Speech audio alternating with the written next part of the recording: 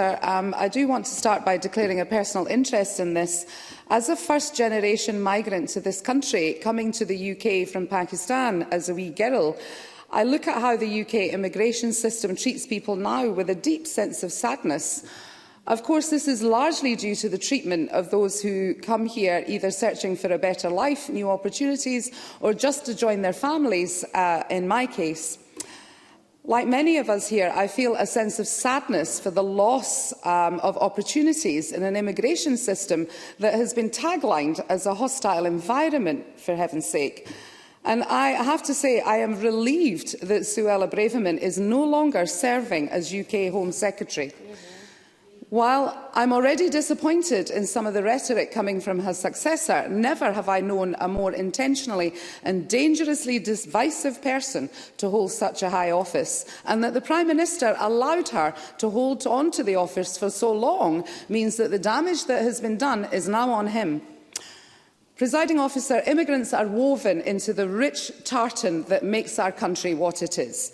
Our early history was a melting pot of Britons, Picts, Angles, the Gaels, the Norse, and even more recent history has seen the face of Scotland enriched by substantial migration from Ireland in the 1800s, Pakistan and South Asia from around the 1960s, and even more recently from the EU.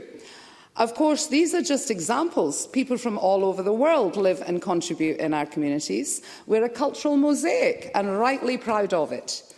This attitude is not, however, reflected in the UK Government's overall policy agenda on immigration, and bitterly I see no space for that to change under the current system. Indeed, Labour's invention of a hostile environment immigration system has simply been carried on by the Tories. Stammer has not indicated any substantial break from what the Tories have inflicted or are threatening to do. And I know that many of us here are deeply anxious about tomorrow's Supreme Court verdict on Rwanda deportations.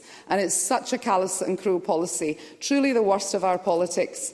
But this paper, the paper published by the Scottish Government at the beginning of this month, demonstrates that clearly there is a different way. We have a problem in Scotland. Inward migration is the sole contributor to a population growth. And short of rather archaic drives to get families producing more children, the only way that we're going to see population growth, which we know is a major influencer in economic growth, is to have more people from around the world come here to call this place home. The Tory amendment to the government motion for this debate attempts to distract from the issues this paper raises. However, it is fair to talk about Scotland being a competitive place in attracting migrants to our country. While the detail must be fine-tuned, a commitment to visa routes through the Live in Scotland route, Scottish Connections visa, the Work in Scotland visa and the Family visa would certainly show our nation to be one that is welcoming and not hostile. If we had the power to do that, I suspect that Scotland would be taking more than our population share of migrants to the UK. My committee, the Equalities, Human Rights and Civil Justice Committee, which I convene, last month published its report on the experience of asylum seekers in Scotland. And as members will be aware, that we spoke extensively to many organisations. And I would include the Refugees for Justice, who have published their own paper on creating a new asylum system for Scotland. I also commend the work of Professor Alison Phipps and Sabir Zazi and many others for their involvement in this. But most importantly, the voices of asylum seekers and refugees themselves. The treatment of those who come here through necessity, not choice, those who are amongst the most vulnerable people, is in itself harrowing to hear. They are thrust into a place of hopelessness, despondency, even fear. There is no legal route outside of very limited nation-specific schemes. For refugees to seek asylum in the UK only heightens the threat of the Tory Rwanda deportation plan.